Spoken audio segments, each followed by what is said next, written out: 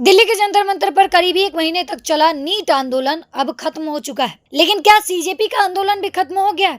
इसका जवाब है नहीं, क्योंकि अब कांग्रेस जनता पार्टी यानी सीजेपी अपने अगले कदम की तैयारी में जुट गई है। 5 अगस्त को महाराष्ट्र के छत्रपति संभाजीनगर में पार्टी की सबसे अहम बैठकों में से एक होने जा रही है। आखिर इस बैठक में क्या होगा? क्यों संगठन के बड़े नेता एक बार फिर एक साथ जुट रहे हैं और क्या यहीं से आंदोलन के अगले चरण की शुरुआत होगी? आइए जानते हैं पूरी खबर विस्तार से। दिल्ली में नीट पेपर लीक और शिक्षा व्यवस्था में सुधार को लेकर लंबे समय तक आंदोलन ने देश भर का ध्यान अपनी ओर खींच लिया था। करीब 1 महीने तक जंतर मंतर पर हजारों छात्र, युवा और स्वयंसेवक इस आंदोलन में जुड़े रहे हैं। अब भले ही जंतर मंतर का धरना समाप्त हो चुका है, लेकिन कांग्रेस जनता पार्टी यानी सीजेपी ने साफ कर दिया है कि उनकी लड़ाई अभी तक खत्म नहीं हुई। इस सिलसिले में पार्टी ने 5 अगस्त को महाराष्ट्र के छत्रपति संभाजीनगर में एक महत्वपूर्ण बैठक बुलाई है। यह बैठक पार्टी के संस्थापक अभिजीत दीपके के आवास पर आयोजित होगी, जिसमें संगठन के शीर्ष पदाधिकारी और प्रमुख सदस्य शामिल होंगे।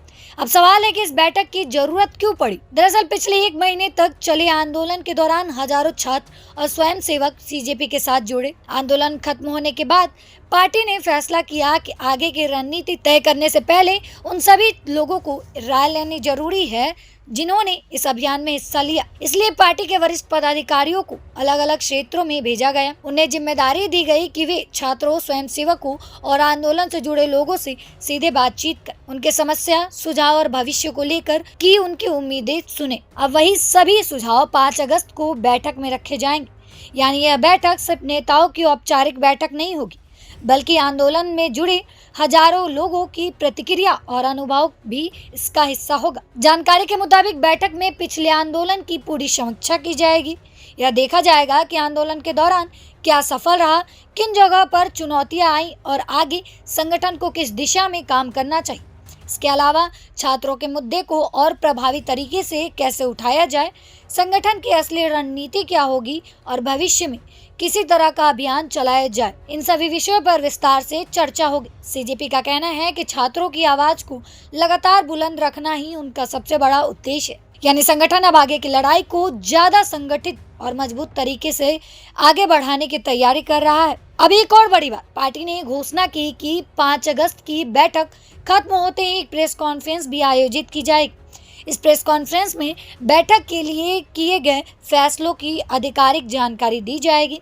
यानी संगठन में आगे क्या करने वाले हैं उसका पूरा रोड मैप देश के सामने रखा जाएगा। बैठक से पहले पार्टी संस्थापक अभिजीत दीपके ने अपने आवास पर छात्रों, स्थानीय लोगों और आसपास के जिलों से आए समर्थकों से मुलाकात भी की। इस दौरान उन्होंने बच्चों के साथ फ्रेंडशिप डे भी मनाया। पार्टी का कहना है कि आंदोलन सिर्फ विरोध प्रदर्शन तक सीमित नहीं, बल्कि युवाओं के साथ लगातार संवाद बनाए रखना भी उतना ही जरूरी है।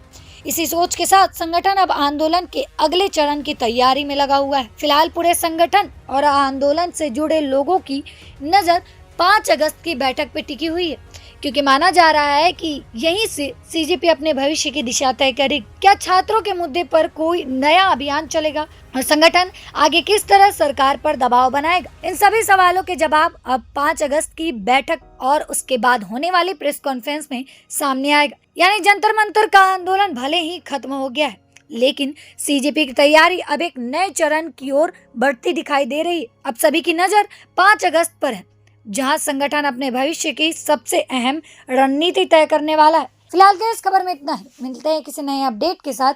मेरा नाम सोनम है और आप देख रहे हैं प्रभात खबर। धन्यवाद। प्रभातखबर.com, विश्वास वही, रफ्तार नहीं।